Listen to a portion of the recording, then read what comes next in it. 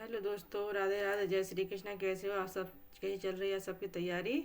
आशा करते हैं आपकी तैयारी से चल रही होगी। अपना चल रहा है कौटिल्य। कौटिल्य में सब में अपन ने डिटेल पढ़ रही है। आज उसके थोड़ा रिवीजन करते हैं, फिर उसके नेक्स्ट क्लास में MCQ लगाएंगे। तो चलती हैं उनकी रिवाइज थ्योरी अपन ने पढ़ी है पिछली क्लास में, उस थ्योरी को भी आज रिवाइज कर लेते हैं। ठीक है, तो संगीत बिंदु के उत्तर मैंने बता दिए, जैसे वही वही चीज़ लेके आई हूँ जो इम्पोर्टेंट है। ठीक है, तो सबसे पहले है भूमिका।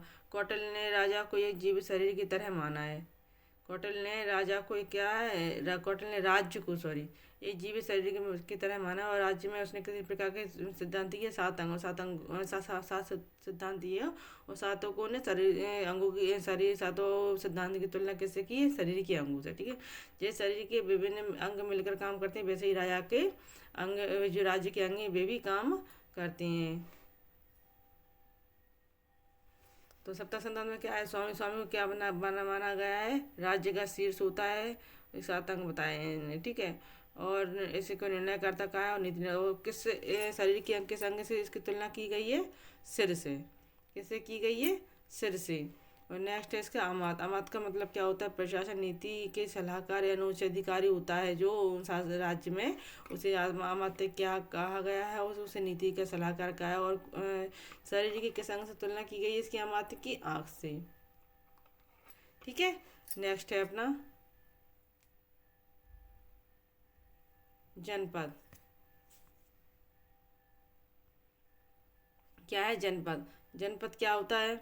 जनपद और टेरिटरी और पीपल, यानी जो राज्य की चारों तरफ की वो सीमा होती है, और राज्य में जो प्रजा होती है, राजा की जो प्रजा सीमा और जो प्रजा होती है, भूमि और उस पर रहने वाली प्रजा को जनपद कहा गया है। और किस शरीर के किस अंग से इसकी तुलना की गई है? जांग से।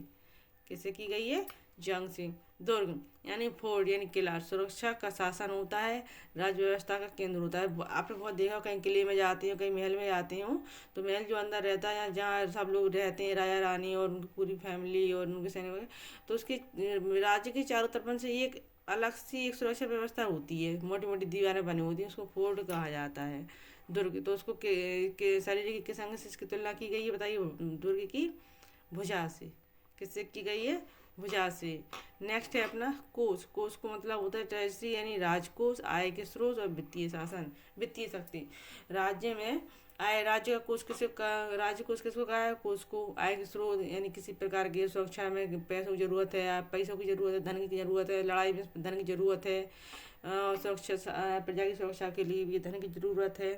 तो इन सब के लिए कोष बनाया जाता है राज्य में। ठीक है, दंड यानी आर्मी यानी फौज, सेना होती है जो राज्य में सुरक्षा के लिए, पुलिस बल, व्यवस्था, दंड नीति, ये सब इन्हें दंड नीति के अंतर्गत रखा गया है। नेक्स्ट है मित्र। मित्र को क्या कहा गया है? मित्र को राज्य का ये सहयोगी होता है। मित्र किस अंग से तुलना की गई है इसकी? कान से। मित्र की तुलना किससे की गई है? कान से। अब इसकी विशेषता देखते हैं। सभी अंग एक दूसरे पर निर्भर है, किसी एक के कमजोर होने से संपूर्ण राज्य कमजोर हो जाता है। रसाई जी सात अंग बताए हैं जो कौटिल्य ने, सभी अंग एक दूसरे पर निर्भर है, यदि सात में से कोई एक अंग भी कमजोर हो जाता है तो पूरा राज्य ही कमजोर हो जाता है। यह सिद्धांत राज्य की समग्र और व्यवहारिक समझ पर प्रस्तुत करता है। सही है। इसका निष्कर्ष, निष्कर्ष में क्या है? जी नहीं। कौटिल्य की दंड नीति या मत्स्य न्याय के संक्षिप्त में बारे में बताएंगे। इसमें इसकी तो भूमिका है। कौटिल्य ने दंड को राज्य की महत्वपूर्ण या केंद्रीय साधन माना है। दंड को किसको माना है? दंड को। दंड नीति, दंड नीति में दंड का उद्देश्य केवल दंडित करना नहीं है, अपराध की रोकथाम करना है, सामाजिक व्यवस्था की सुरक्षा करना है, राजा में प्रजा में भय बना रहा है, राजा के प्रति अनुशासन बना रहा है, इसके लिए भी दंड जरूरी है। दंड न्यायपूर्ण होना चाहिए, समुचित होना चाहिए, भेद रहित नहीं होना चाहिए, इस प्रकार का दंड होना चाहिए। मत्स्य न्याय की अवधारणा क्या है? जब राज्य में दंड व्यवस्था नहीं होगी तो मत्स्य न्याय की स्थिति उत्पन्न हो जाएगी। मत्स्य न्याय होता है अराजकता।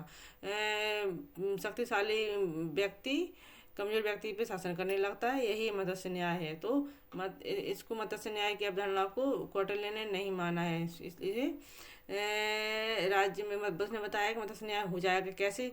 मत्स्य न्याय की स्थिति हो जाएगी यदि राज्य में दंड व्यवस्था नहीं होगी। तो जब दंड ही नहीं होगा तो लोगों को भय नहीं होगा, तो दूसरे बड़े भक्ति वाले लोग से कमजोर लोगों को दबा लेंगे। बड़े यानी कि इसका मतलब क्या होता है? बड़ी मछली छोटी मछली को खा जाती है, इसका मतलब ये हो जाता है मत्स्य न्याय का।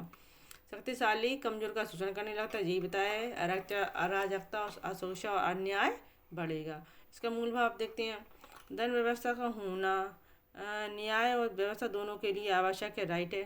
राजा को कठोर लेकिन न्यायपूर्ण दंड नीति ही अपनानी चाहिए। कठोर होनी चाहिए लेकिन न्यायपूर्ण होना चाहिए, भेदभाव रहित। भेदभाव हो नहीं होना चाहिए कि इसके साथ भेदभाव किया, दूसरे के साथ भेदभाव नहीं किया, यह नहीं होना चाहिए राजनीति का। आधुनिक राज्य की कानून एवं न्याय व्यवस्था में भी यही विचार प्रासंगिक, आज भी यही विचार प्रासंगिक है जो राजा की, जो कौटिल्य ने इतने साल पहले बताए थे। अब क्या है मंडल सिद्धांत। तो इसकी मंडल सिद्धांत की भूमिका क्या है? कौटिल्य की विदेश नीति है। मंडल सिद्धांत किसे संबंधित? कौटिल्य की विदेश नीति से संबंधित है और यथार्थवादी मॉडल है जी। कौन सा मॉडल है? यथार्थवादी मॉडल। विजुगीष राजा कौन होता है? जो सेंटर में जो राज्य होता है उसका जो राजा होता है विजुगीष राजा। जस्ट उसके पड़ोस में जो होता है वो क्या होता है? यानी शत्रु होता है। शत्रु के बगल में शत्रु होता है लेकिन विजुगीष का मित्र होता है, ठीक है, यह बताया गया है जी। ये देखो उसके मंडल का निर्माण कैसे? उसके चारों ओर विभिन्न राज्यों का मंडल यानी घेरा, सही है। अरे मित्र, अरे क्या होता? शत्रु। मित्र यानी शत्रु के बगल वाले मित्र। मध्य उदाहरण सही होता है, कई प्रकार के होते हैं, ठीक है। मुख्य सिद्धांत क्या है? शत्रु का शत्रु क्या होता है? मित्र होता है। लॉजिक फॉर एलाइंस से विदेश नीति को नैतिक आधार पर नहीं बल्कि राज्य रहित शक्ति संतुलन पर आधारित किया गया है, सही है। विशेषता व आधुनिक महत्व। पावर पॉलिटिक्स की समझ आधुनिक रियलिस्टिक थिंकर से समानता है। आज के ज़माने में बहुत इसकी रेलिवेंस। रियलिस्टिक थिंकर कौन है? मैकियावेली से इंडियन मैकियावेली भी कहा गया। आज की अंतर्राष्ट्रीय राजनीति में गठबंधन, ब्लॉक, शक्ति संतुलन में यह दृष्टिकोण दिखता है, ठीक है। कौटिल्य एक व्यवहारिक यथार्थवादी राजनीतिक चिंतन है, ये अपन सब पढ़ चुकी हैं ना। धर्म से अधिक अर्थ पर जोर देना चाहिए।